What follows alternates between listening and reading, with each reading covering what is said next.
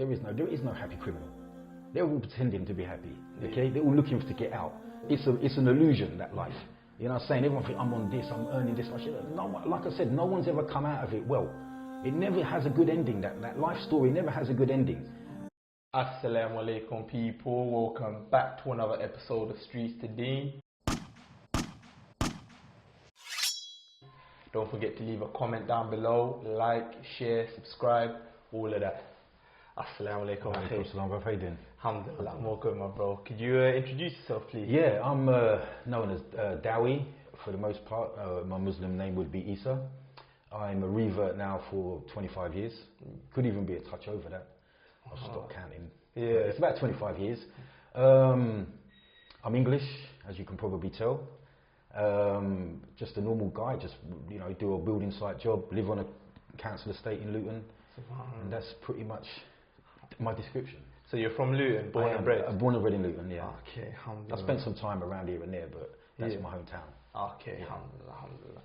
So tell us a bit about your childhood, like growing up in Luton. What was that like? Okay, well, it's way different because I was born in 1970. Okay. So 70s and 80s was my growing up era. Everything was different then. Obviously it would be, wouldn't it? And I grew up in what you would loosely call a Christian house. Yeah.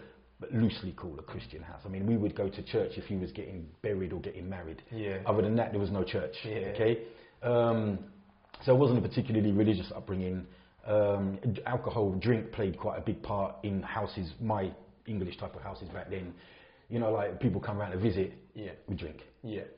Everyone had to have a drink, you know what I'm saying? It was the culture, I would be like 7 or 8 years old, asleep in bed, asleep. Yeah.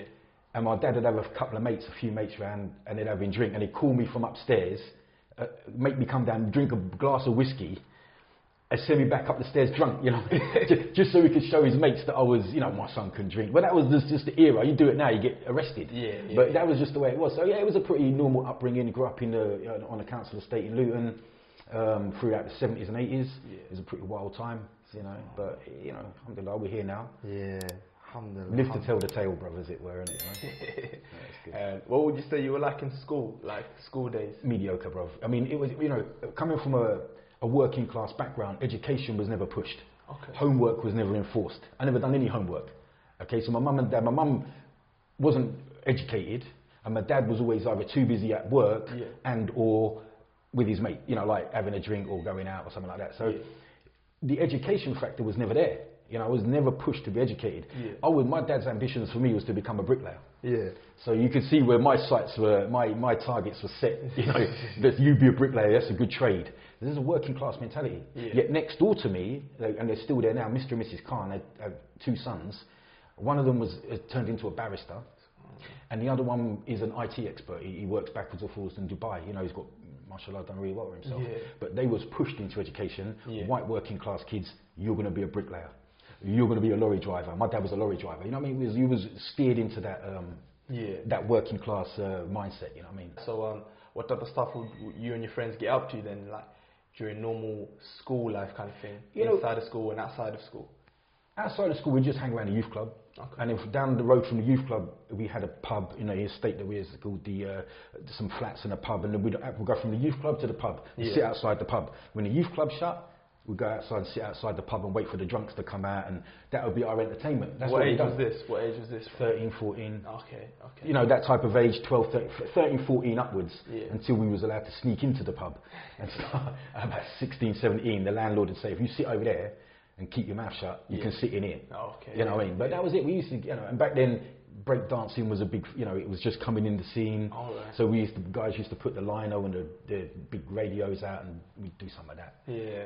I was never that great at it myself, but it was the scene of the time, innit? Back then you don't remember none of that, do you? Nah, I've got no idea. Nah. So that was all back in the early days of that. So yeah, it was back then we had a good time. I think my childhood is better than your era's childhood. In what sense? We don't have social media, so we had to go out and actually be social. Yeah. We had to go out and meet people.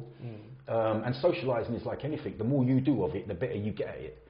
The less you do of something, the worse you get at it. That's true. So most youngsters now have a communication problem because they can't physically socialise very well. Yeah. And this is why when they try and put 2 words together, it comes out You know what I mean? So, but in our day, we had to go out and we wanted to see someone, you had to go and meet them. Yeah. It was like, knock on their door, is he coming out to play? Yeah. And then the mum would either say no or yes, but you had to go out and physically. But now it's all gone, like, everyone just...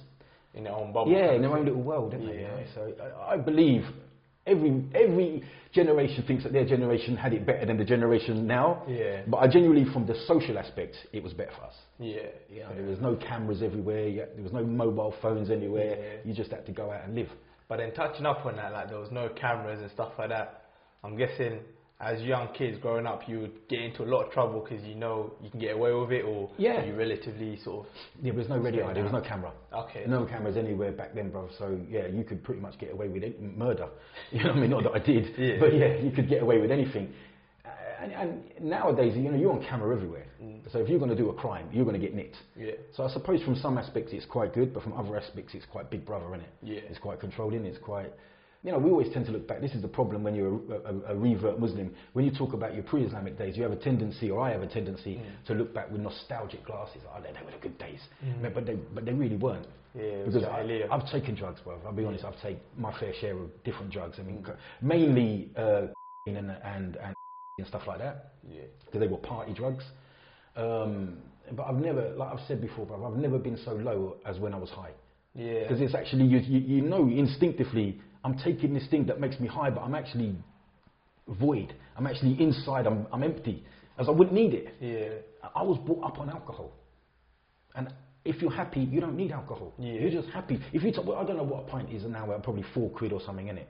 Why am I going to spend £4 on something that is known to be a depressant and I'm already happy? You know what I mean? Yeah, right. So you're only filling up voids. You're only filling up holes with drugs and drink and things like this. Yeah. You know what I'm saying? So, so obviously living that type of lifestyle at, you know, early to late teenage years and stuff like that, you got a few stories of like growing up, certain things you got into or certain situations that, you know, you can remember, you can highlight in your life, like, or pivotal moments in your life kind of thing? Yeah, I mean, you know, we used to get up to stuff back then. I was living in London and, you know, obviously... Okay, so you moved to London from Luton then? Yeah, I moved to London from Luton for about 4, 5, 6 years. I can't remember. It was a blur. My life was a blur, you know. But it was a while, and there was great people that I was with in London, some very, very solid friends that I had there as well. And I was backwards and forwards. But I remember one particular time, and I was in the Docklands of London, in the Docklands, and I was sitting on, because I don't want to go into too much about crime, because young guys might watch it and think, yeah, it's good to do this. It's not. I don't know any. I know 3 criminals that have come out of the criminal world with anything. 3 that have come out of it unscathed, with a bit of money. The rest of them have either lost their money, been in prison, lost their families, gone crazy on drugs. So for the most part, for every one success story, there must be 10,000 negative stories. Yeah, of course. You know what I'm saying? So we're gonna. You can shed as much light as you want, but it's just to give insight on, you know, someone who might be in that life or who might sort of be thinking of going in that life. And you give an example and a lesson kind of thing. Yeah, bro, there is no life in that life. Yeah. There is no happy criminal. They're all pretending to be happy. Okay, they're all looking to get out. You know, no one's living that life out of. It's a false choice. It's an illusion, that life. You know what I'm saying? Everyone thinks, I'm on this, I'm earning this much. No, like I said, no one's ever come out of it well. It never has a good ending. That life story never has a good ending. Okay? For most people, it ends up in prison, or killed, or hurt, or your families leave you, your missus, your kids you don't see. There's normally a disaster trail behind you in that life. And for what? Yeah. And for what, bruv? You know what I mean? What you think, because you're earning a little bit of dough. None of them have got any money at the end of it. If you go down for 2 or 3 years, all them whatever thousands you had are gone. So I was sitting on the Docklands, and I was sitting on the edge of the dock, of the actual dock itself, with, you know, when they were still building Canary Wharf. Yeah. They were still constructing it, okay? And it was night time. I don't know, it would have been 12 o'clock, more than 12 o'clock at night. I can't remember the exact time, but it was pitch night, okay? And I'm sitting there, and I'm high on, and I'm high on, and I'm high on. I've got a cocktail in me, okay? So I'm sitting on the edge of this dock, and if you look down, there's probably about a 10-foot drop into the water. Okay. And I'm all alone, and there's no ladder to get out. And as I'm looking at it, it just looks like I'm looking at it, and I'm thinking it's black oil, and it's just got lights popping off it, because you can see the shimmering. Okay. You know, the lamppost. Yeah, all the lights of the city, you can see it shimmering on the dark, on the surface of the water. So I'm sitting there, and I'm rocking backwards and forwards. and I could hear this voice but it just sounded like someone was standing right there. It sounded like somebody was physically standing next to me, and it felt like somebody was standing right next to me. And they were going, jump, push, jump, get in, jump, do it now. And they were saying, do it now. And I was like that. I was sitting on the edge. No one was around. So if I'd have went into that, I'd have been dead. Yeah. I would never got out. Yeah. I was high, and there was no way to get out because it's like a 10-foot drop. A 10-foot drop. Yeah. So I was sitting on the edge of that. I'm sitting on the edge, and there was nothing stopping me from going in. And this voice, and it was as clear as your voice to me, and it was going, jump, go on, jump. And it was like pushing me to jump. Obviously, alhamdulillah, I wasn't Muslim at the time or anything like that. Yeah. And I remember breaking away from that. And I suppose that the days after that, I started to think to myself, because I used to walk past it every day. Yeah. I said, man, that could have been me. That could have been me. Yeah. I was only 20 odd years old, you know what I mean? So, and then that, I think, was a moment when I started to turn away from drugs. I mean, I still drink, but I'm not doing that anymore. Yeah. I definitely didn't take LSD out of that. Yeah. You know, because that I would have been deemed a suicide or an accident or whatever. Whatever it was, that would have been gone. I'd have been one dead dude in the Docklands of London. And it was the voice, and I didn't know anything about Islam at that point. Nothing at all. Yeah. And I know now that was the voice of the shaitan. That was him whispering to me. Yeah. How many other people has he done that? You know, in their moments of despair or their moments of drink or their moments of depression, how many other people has he done that? You know, now we know where it comes, isn't it? We know where that comes from. But then I didn't know nothing. It was just like a voice. So you would say that was one of the lowest. That was Oh yeah, but I've been on some very low down moments in my life. You know what I'm saying? Some you know, I've had. But you know, when you say that, people might get the impression that only desperate people become Muslim. People only become Muslim in the most desperate moments, like when they want to commit suicide or they have a marriage problem or a financial problem where they've been in prison or something like this and they're in their moment. But not really. When I actually become Muslim and I actually took my shahada, I was fine. I was in a relationship. I was working regularly. I was stable. I had a child, a newborn child. There was nothing wrong with my life. It was going okay. At that time, it was going fine. So I didn't become Muslim in my desperate moment. Yeah.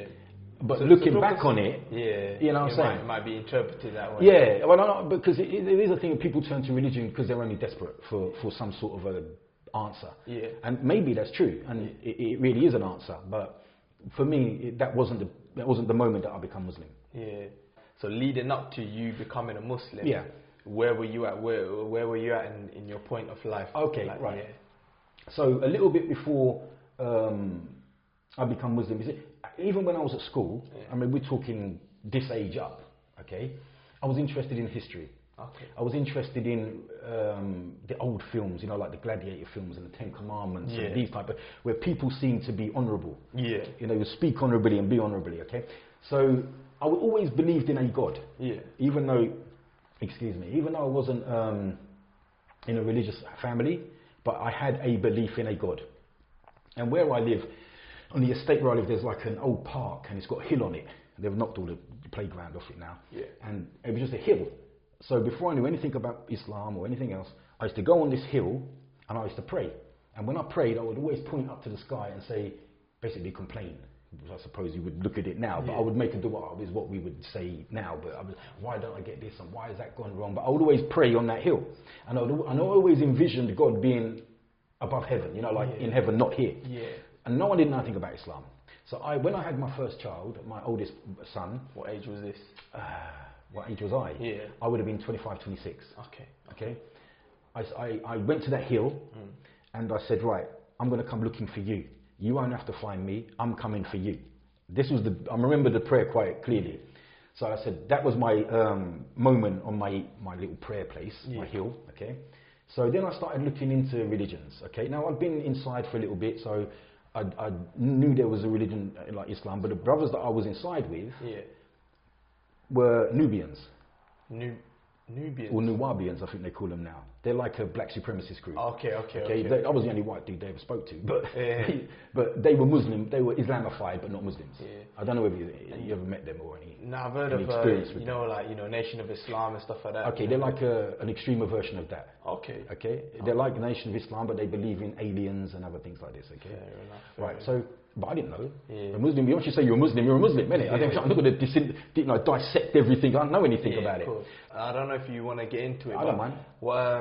What actually led you into going inside and stuff? I think we missed that bit. Oh, yeah, stupid stuff, bruv. You know, like drink driving, pinging a police officer. Yeah. You know, telling the judge to F off, got me another 3 or 4 months on top, you know what I mean? So, stupid stuff, bruv, you know, nothing to brag about. Was it just once, or was it a few times? No, I mean, I got off with more than I was lucky a lot of the time, bruv, you know what I'm saying? There has been times where I could have been doing life if I'd have been caught, you know. Yeah, there has. Yeah. Definitely would have been doing 7s and 10s. Yeah. You know what I'm saying? So the little bit that I went down for was a minor, to be quite honest with you. So and it was a one-off kind of thing? Yeah, you know, I didn't mind it. Okay. Because at the time I didn't have kids. Yeah. It's just, okay, knew after people in there anyway. So, you know, there was a gym, you fed me, well, okay. Yeah. What's the big deal? But obviously now it's different. You're older, you've got a life, you've got kids, you've got everything. So it's not, and you know, it's a waste of time, isn't it? Okay. That's what it's for. Yeah. If it takes you away from your life. So when I went looking on this journey for God, right? So I think that's where we was. Yeah. I spoke to some Hindu guys that I knew. I spoke to some Christians, obviously. I know some Jehovah's Witnesses. I knew one of my best friends from school is a pastor of a church. Spoke to him. I didn't speak to any Jewish people because I didn't know any Jewish people. Okay. Because they just don't live in the areas where I live. I would have spoke to them. I wouldn't have had a problem speaking to them. There was a couple of Bangladeshi lads that I knew that I wanted to speak to about Islam. Because most of the Pakistanis that I knew were not practicing. Okay. So there was no point me talking to them. Yeah. But a couple of Bangladeshis that I knew were practicing more. You know, they were at least praying. Yeah. So I set up this meeting for these guys to come around my house and talk to me about religion. Okay. My flat I was living in. So 3 times we set the meeting up, but 3 times they never come. Oh. Okay, so I don't know, whatever reasons, okay? Yeah. So I decided, all right, I'm going to go to the mosque. I'm going to go to one of their mosques and I'm going to ask the question. And one of the main questions that I wanted to talk about was the crucifixion of Jesus. Because I've seen films on it. He was definitely crucified. You lot are saying he's not crucified. You need to explain to me what you're talking about, you know? So it was just basically that. Yeah. So I went to a mosque in East London, near Brick Lane, and it was in Ramadan. And I went there with the intention, because I've looked at every religion, and I was trying to be as subjective as possible, so as open as possible about it, and you know, not closed-minded. Like I said, I looked into Buddhism, I looked into different things, and so I went in the mosque. It was Ramadan, so it was before Tarawih prayer. Okay. I didn't know nothing about Ramadan at the time. That it was Ramadan. I knew there was a Ramadan, but I didn't know it was Ramadan then. At the time. Yeah. So I went in and I sat down with this Arab guy. And I said, right, I have some questions, do you mind? And he said, yeah, no problem. So he sat down and he says, right, by the time you leave today, you're going to be a Muslim. I can tell. I said, I didn't even know what that meant. You know, I didn't even know, what do you mean by that? Well, how do you be a Muslim? So I started to ask him these questions, and he answered the questions about Jesus, and he started to talk a little bit about Tawheed and things like this. And he just hit me. I said, that's it. Whatever it is I was looking for, I've heard the truth. And the truth and sincerity is a marriage. Yeah. You know what I mean? You get sincere people, but they're not guided to the truth yet in their journey. Yeah. For whatever reason Allah's decided, okay? But when you get people that are sincere and they are exposed to the truth, it's like this. So I just become Muslim. I said, right, what do I have to do then to be this Muslim? He says, right, you have to say this in Arabic, and that, which was a struggle, but he went through it slowly. Yeah, and then took my shahada then, alhamdulillah, and then the whole mosque wanted to hug me, which I thought someone should have warned me about, you know what I mean? It's like hundreds of them. Imagine Ramadan, innit? You know, so there's hundreds of them, literally. So I had a hug, they give me some Asian clothing, told me to have a shower with a little kettle of water. I thought, well, this is a bit weird, I don't know what I'm doing, but, you know, so, and then and I started fasting the next day, but that was in the middle of winter, so it was not, it was quite easy, to be honest with you. And then I started fasting the next day, and I remember saying to myself, I said, you know what, this Muslim lot, they don't drink. Yeah. Right? So out of respect, for 3 days before I go to the mosque, I'm not going to drink any alcohol. Yeah. Okay? So for 3 days before I went to that masjid, particularly, I never drank any alcohol. I haven't drunk any since. So that was it. So I didn't even know that. If you'd have told me that before I took Shahada, I didn't know how I stay away from it, maybe, you know, these lot. Maybe there is a problem with them, you know what I mean? Yeah. But yeah, and then it was fine, bro. Because that's what I was going to touch up on. So you said you were about 26, 25, 26? 25 or 26, yeah, something like that, yeah. You had a kid, you had a missus, and you decided to become Muslim. Yes. How did that affect your relationship Oh, it did affect it. Stuff. Oh, for sure. So we was living in a flat together. Yeah. So for the initial couple of weeks or so, I've taken my shahada. You know, and is it something? Sorry to interrupt, but is it something you had spoke about before you became? No. She was receptive to looking into religion as well. Yeah. But not necessarily Islam. You know, some people say, yeah, I believe in a God, and that was it. Yeah. Okay, so excuse me. She knew I was going to the mosque that night. Okay. So when I come back, dressed in different clothes, Asian clothes, and with this thing on my head, she goes, "What the have you been doing?" You know what I mean? I goes, "Listen, love. I'm a Muslim now, you know, so everything's going to be like this." And you know, when you're a new Muslim, you're zealous and you're I don't know, you're excited, innit? You know, you're running on enthusiasm for the next first 2 years. Yeah. You know what I mean? It's, you just top up with enthusiasm. Yeah. So I could shoot myself. I meant petrol when I done that, not a gun, by the way, right? So after 2 or 3 weeks, it became clear that she wasn't going to become Muslim as quickly. Okay. So I moved into my parents' house. All right. Okay. And some weeks after that, I don't know, months, could be 2 months or something after that, she did become Muslim. Alhamdulillah. Then her sister became Muslim. Then her sister's husband became Muslim. And then her mum actually became Muslim. And they all from an English background as well, or? Her mum is English, her dad was Jamaican. Okay. But they're English. Yeah. I mean, if we're going into lineage, but they're English because they're born here. And my dad became Muslim. My mum became Muslim, and it just sort of spread out. Yeah. Because how it was with my dad was that at this point he was ill, he had heart problems, and at 6 o'clock in the morning, my dad would always get up and go to the toilet, you know, as you do when you get older, and he would see the bedroom light on and me praying. Yeah.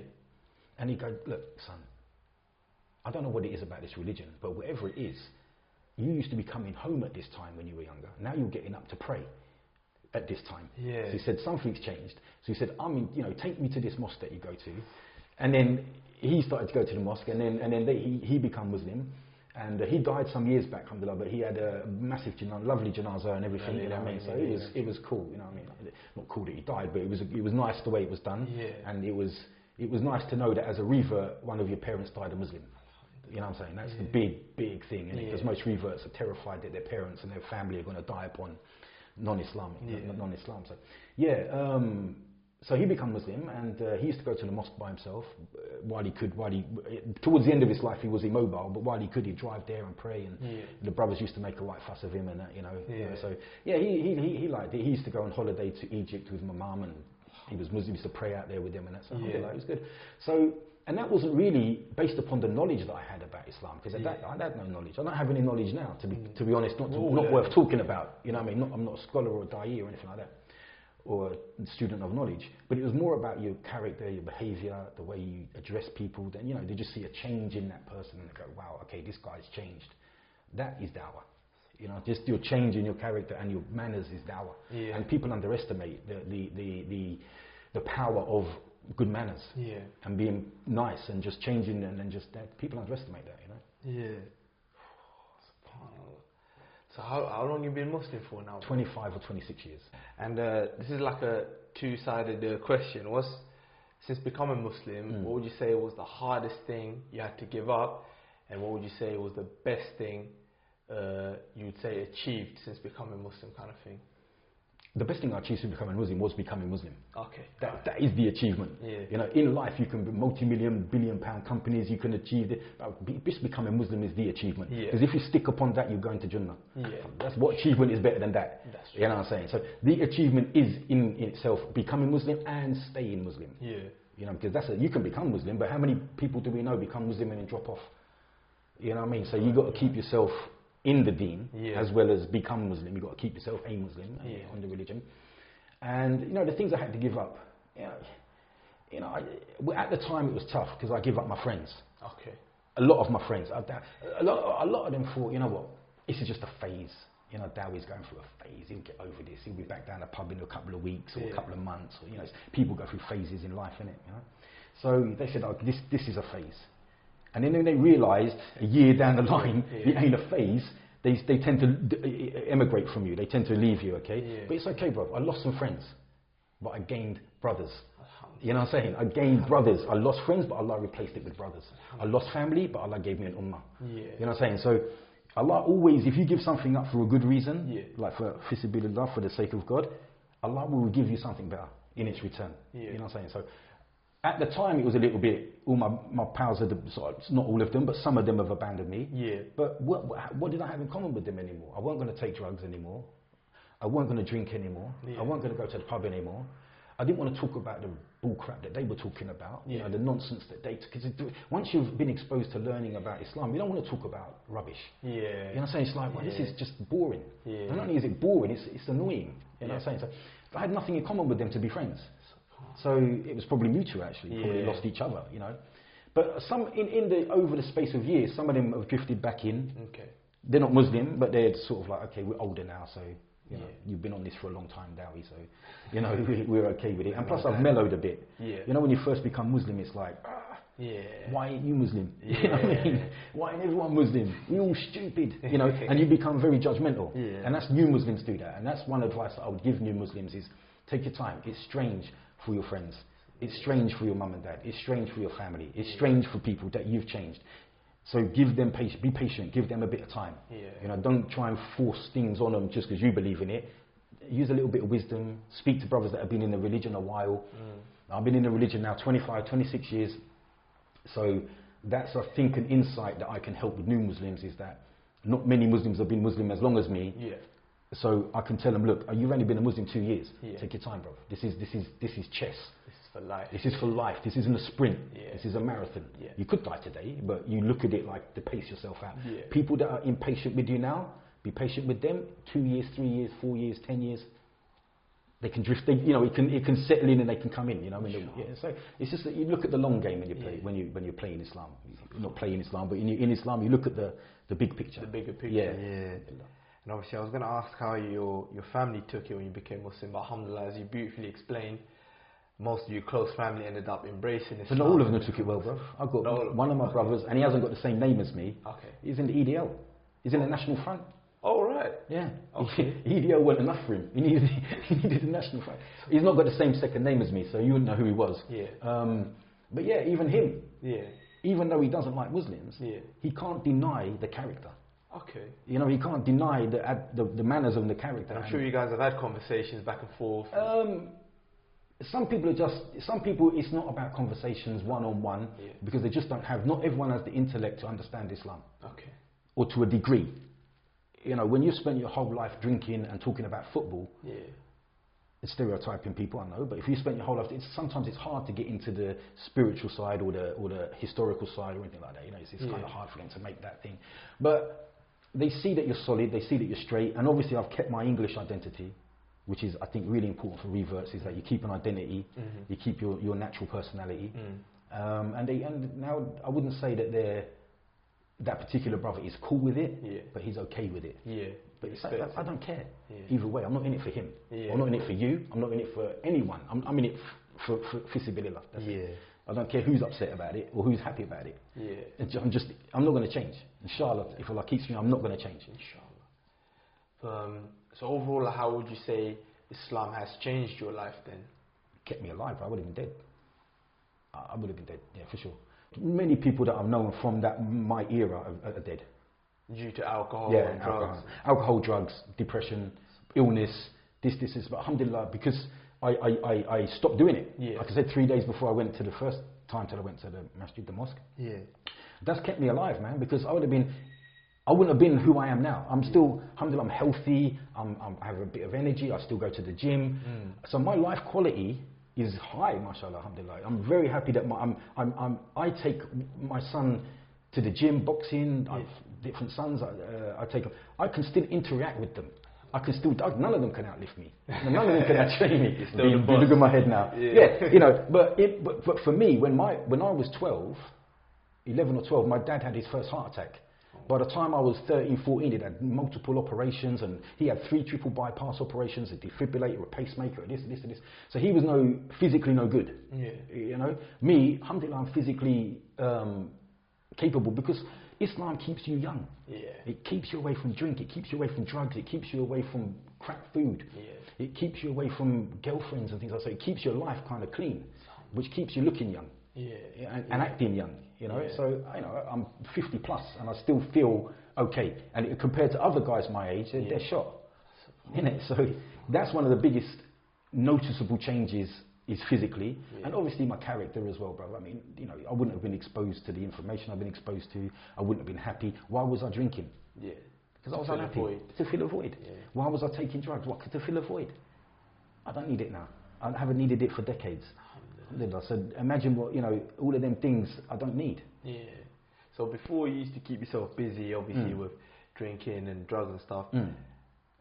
After Islam, how would you say you keep yourself busy, or how would you keep yourself active? You travel a lot? I used to. You work? Okay. I used to travel. I spent quite a lot of time backwards and forwards to Morocco. Okay. I think we spoke about this briefly having a coffee, didn't we? Yeah. At said time, I was married to Moroccan, but she was living here when I met her. Okay. And you know, going backwards and forwards to Morocco, which I love the country and I love the people there. Yeah. And I opened 2 gyms. One gym, London gym. Still there, someone else owns it, in Rabat in Morocco, and I had it with partners. I had a partner in this country, we opened it together, and then I sold my share of that, and then some years later I opened another gym called Monster Gym in Morocco as well. So I love the country and I love the place. All right, my ties are severed to it now, in a sense, but it was cool. Yeah, I like that. So I spent my time, but most of my life I've been working in construction. Okay, you still do that to this day? Still do that to this day. And when I'm giving when I do dawah, if you go into my channel, I'm sure you'll put something in the I'll put links below. I don't know how to do links here and links there. And so, but it's mostly just live dawah at work. Okay. You know, no one knows I'm filming it. I'm just sort of got the phone on my chin. But that's just me interacting with the people around me at work and giving them dawah to the best that I can. It's a bit colourful, their language, because they don't know they're being filmed.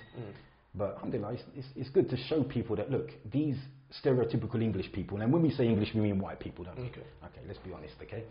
These stereotypical white English people are interested to hear about this stuff. Okay. I'm not going to say they'll become Muslim, but they're interested. Well, which sort of leads on to, which was going to be my next question, what advice would you give to like non-Muslims that might not know about the Deen or might be interested in Islam but don't know how to go about it? You know, what advice would you give to them? Okay, yeah, there's a lot of advice to give on that topic, bruv. There is going to be doubts in their head, okay? They might say they're inclining themselves towards Islam, they're reading some stuff, they're watching stuff on YouTube, maybe they've got a couple of mates that are Muslim and every now and again the conversation pops up. And but they've got that voice, haven't they? Okay? They've got that voice, what's your mum and dad going to say? What's your girlfriend or your boyfriend, or what are they going to say? What your mate's going to say? What they're going to say at work? Okay, what if you have to become Asian or Arab? You know, you don't change your whole identity into wearing different clothes and that. No, but look, my advice is you can be you. You can maintain your personality, your identity, and your culture, and still be a practicing Muslim. Okay, you can. There will be changes. Okay, like you won't swear, or you'll try not to swear. You won't do certain things, but they're positive changes. It doesn't mean that you're not going to be you. You're still going to be you. You don't have to change your identity and become an Arab or become Asian, or Pakistani or Bangladeshi or whatever else. You can be you, but it's not. We're not there yet. We're not, because I'm talking about white Muslims now. I know that you're black. I've noticed that, brother. But I'm talking. Obvious. I picked up on it quite early on. It's different for white people because we've got no history of Islam in this country. If you're from Jamaica or the West Indies, you're going to relate back to Africa, and there's a history of Islam in Africa. If you're African, there's a history of Africa. If you're from Turkey or from Albania there's a history of Islam in your country. There's no history of Islam here. 30, 40 years in this case. There's no history here. So white Muslims tend to try sometimes to reinvent a personality for themselves and become a different person. And oh, well, now I'm Muslim, I've got to be this person, and I've got to change and look different and act different, talk different, eat different. Ultimately, they will struggle with that. You do it for a little while, but ultimately you don't recognise who you are. Because it's not you. It's not really you, is it? You know. So then what happens is, and this is where they start leaving the Deen, is where they don't recognise themselves, and then they start questioning who they are, and they think the only way they can find themselves is to leave the religion, which is what happens sometimes. So no, you don't have to do that. You know, Islamically, we can dress in, men can dress in any clothes as long as it covers the right parts, and it's modest. And we lower our gaze when we see women on the streets and things like this. So that's fine. But you can still be you, and practice your religion. Yeah. You know, and if it's a woman that's becoming a Muslim, Yeah. and you know, obviously I can't speak about women's affairs. I can only speak in the masculine. Yeah.